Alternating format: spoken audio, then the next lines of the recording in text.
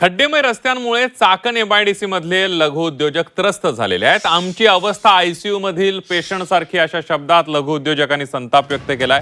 रस्ते कुणाच्या अखत्यारीत हेच कळत नाही असंही लघु उद्योजकांनी म्हटलेलं आहे। याच कारणामुळे 20 लघु उद्योजकांनी स्थलांतराचा इशारा दिलेला आहे। अपुऱ्या सुविधांमुळे चाकण सोडणार असल्याचं म्हणत सरकारने लक्ष द्यावं अशी मागणीही या लघु उद्योजकांनी केली होती।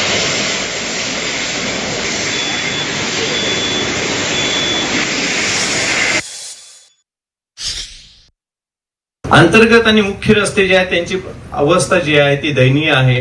बॉटलनेक्स प्रचंड होतात। एमआयडीसीचे रस्ते नक्कीच होत आहेत, त्यांनी चांगल्यापैकी केलेले पण आहेत, सातत्याने ते करताना दिसतात। पण मी म्हणालो तसं पीएमआरडीचे पुढे जिथे रस्ते येतात त्या ठिकाणी दुरावस्था आहे। एमएसआरडीसी सांगितलं जातं। आता आम्हाला खरं सांगू का, रस्ते कुणाचे आहेत कुणाच्या अखत्यारीत हे कसं आम्हाला समजणार? अपेक्षा काय आहे?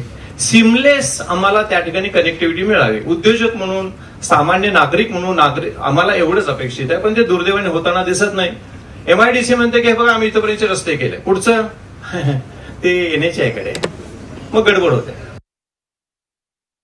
काल सांगितले की इंडस्ट्रियल टाउनशिप केल्याशिवाय हे प्रश्न सुटणार नाहीत। नक्कीच करायला हवं, ते निर्णय घेऊन पुढे जाऊन ज्या पद्धतीने कॉर्पोरेशनचा कुठेही व्यवसाय हे चालतो, एकूणच व्यवहार चालतो तसा व्हायला हवा। पण हे होईपर्यंतचा वेळ आपल्याकडे नाही आहे। आज आम्ही आयसीयू मध्ये असलेल्या पेशंट सारखी आम्हाला लोकांची अवस्था आहे। तर अशी अपेक्षा आहे की आत्ता त्वरित एखादी नोडल एजन्सी नेमून ह्या सगळ्या गोष्टींवर आम्हाला सोल्युशन द्यायला हवं।